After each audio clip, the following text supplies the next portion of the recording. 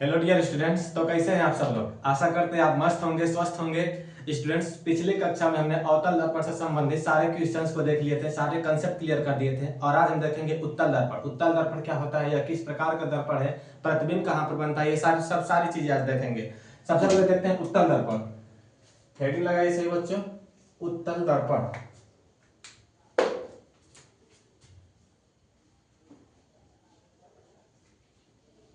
उत्तल दर्पण इंग्लिश में से कहते हैं कन्वेक्स मिरर।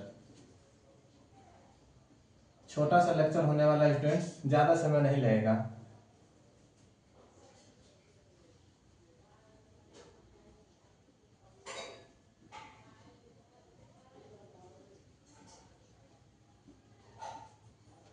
यह है मुख्य अक्ष।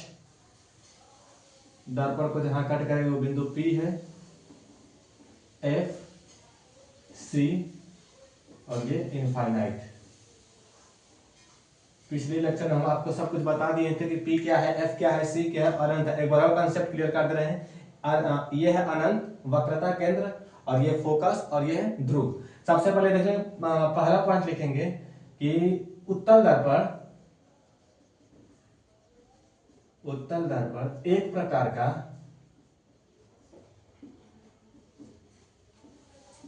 अपसारी दर्पण है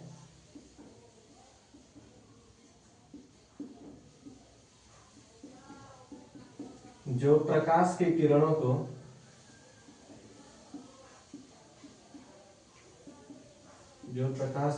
को फैलाता है। और दूसरा है उत्तल दर्पण की आवर्धन क्षमता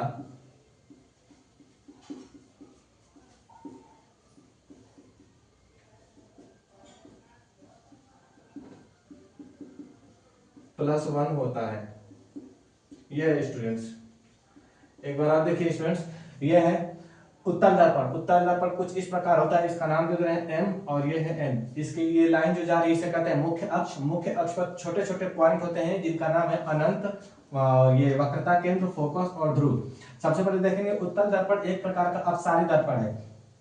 अपसारी का मतलब है प्रकाश को फैलाना। जब भी उत्तल दर्पण से इधर से प्रकाश दिया जाएगा तो ये प्रकाश की किरणों को चारों तरफ फैला देता है। ये इस प्रकार उत्तल दर्पण में कुछ ऐसी घटनाएं होती हैं कि जब उत्तल दर्पण पर प्रकाश की किरणें जाएंगी तो ये प्रकाश की किरणों को फैला देती हैं। वही कहा गया है कि एक प्रकार का अपसारी दर्पण है जो प्रकाश की किरणों को चारों तरफ डिस्ट्रीब्यूट करता है। और उत्तल दर्पण की आवर्धन क्षमता +1 होती है। आवर्धन का मतलब होता है आवर्धन का मतलब होता है कि बड़ा करना। उत्तल दर्पण की आवर्धन क्षमता +1 होती है। इसके बाद देखेंगे पोजीशन। एक मिनट में स्टूडेंट्स, यहीं पर थोड़ा सा देख लीजिए। तीसरा पॉइंट है कि अगर उत्तल दर्पण में वस्तु को अनंत पर रखा जाएगा तो प्रतिबिंब हमेशा फोकस पर बनेगा। अगर वस्तु को अनंत पर रखा जाएगा तो प्रतिबिंब फोकस पर बनेगा। तो यहां पर लिख रहे हैं वस्तु को अनंत पर रखने पर प्रतिबिंब दर्पण के पीछे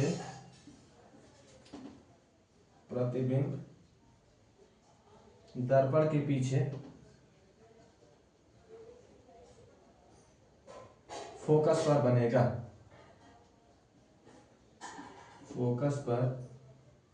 बनेगा।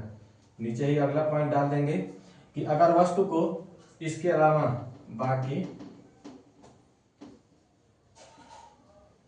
वस्तु को कहीं भी रख दिया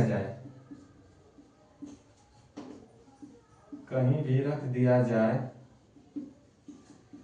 तो बनने वाला प्रतिबिंब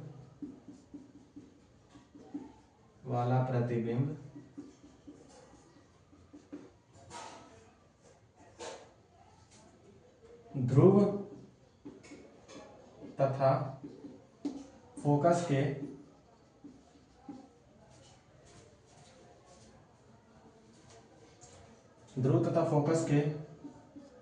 बीच बनेगा, जो कि सीधा, आभासी तथा छोटा होगा। छोटा इतना होगा, लगभग बिंदु के आकार का होगा। देखिए स्टूडेंट्स, तीसरा पॉइंट है कि वस्तु को अनंत पर रखा जाए तो बनने वाला प्रतिबिंब दर्पण के पीछे फोकस पर बनेगा, यानी कि यहाँ पर बनेगा। वैसे ही अब इसके अलावा वस्तु को कहीं पर भी रख दिया जाए तो हमेशा प्रतिबिंब ध्रुव और फोकस के बीचों बीच बनेगा। तो क्योंकि बाकी वस्तु को कहीं पर रख दिया जाए तो बनने वाला प्रतिबिंब ध्रुव तथा फोकस के बीचों बीच बनेगा, जो कि सीधा, आभासी तथा छोटा होगा। छोटा इतना वाला वह बिंदु के आकार का होगा। चलते हैं नेक्स्ट पॉइंट पर। अगली हेडिंग डालेंगे उत्तल दर्पण के उपयोग।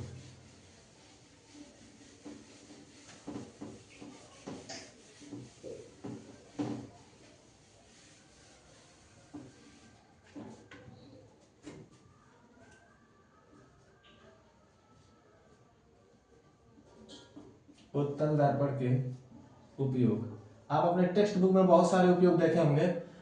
कुछ उपयोग हम लिख दे रहे हैं। जैसे पहला है एटीएम मशीनों में भी लगे होते हैं, एटीएम मशीनों में भी उत्तल दर्पण का प्रयोग किया जाता है। दूसरा है साइड मिरर के रूप में, साइड मिरर के पीछे साइड मिरर में भी लगा होता है। और सड़कों पर आप लोग देखेंगे घुमावदार टर्न होते हैं, शार्प टर्न्स पर भी लगे होते हैं। और चौथा एक और पॉइंट लिख दे रहे हैं, ATM machine, side mirror, sharp turns और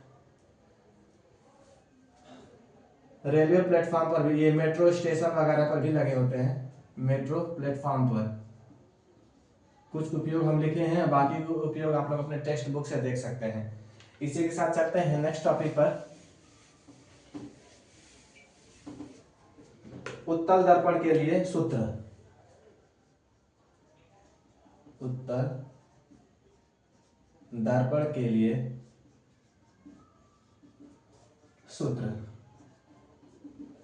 1/f = 1/v + 1/u। यह है फॉर्मूला है स्टूडेंट, आप लोग को सब याद रखना है कि उत्तल दर्पण के लिए फॉर्मूला होता है 1/f = 1/v + 1/u। इसमें से f है फोकस दूरी, फोकस दूरी, और अगला है v।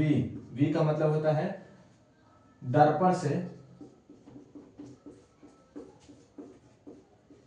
प्रतिबिंब की दूरी, प्रतिबिंब की दूरी। और u है दर्पण से वस्तु की दूरी, दर्पण से वस्तु की दूरी। इतना हो गया स्टूडेंट्स। यहाँ पर एक छोटा सा नोट पॉइंट डालेंगे, और नोट पॉइंट बहुत ही इंपॉर्टेंट है कि u को हमेशा ऋणात्मक लेते हैं, u को हमेशा ऋणात्मक लेते हैं। यह है स्टूडेंट्स कि u को हमेशा ऋणात्मक लेते हैं। u का मतलब होता है ऑब्जेक्ट, पिछले कक्षा में हमने बता दिया था।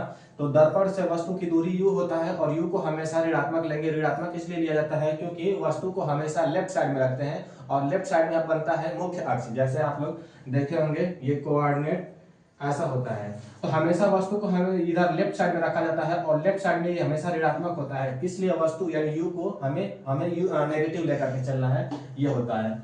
इसी के साथ चलते हैं नेक्स्ट टॉपिक पर।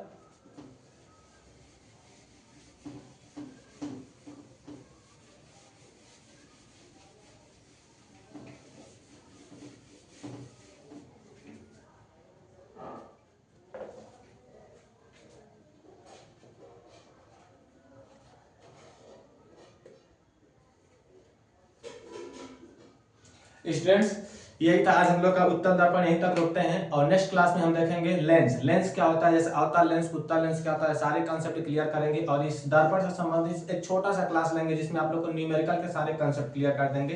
तब तक के लिए बाय।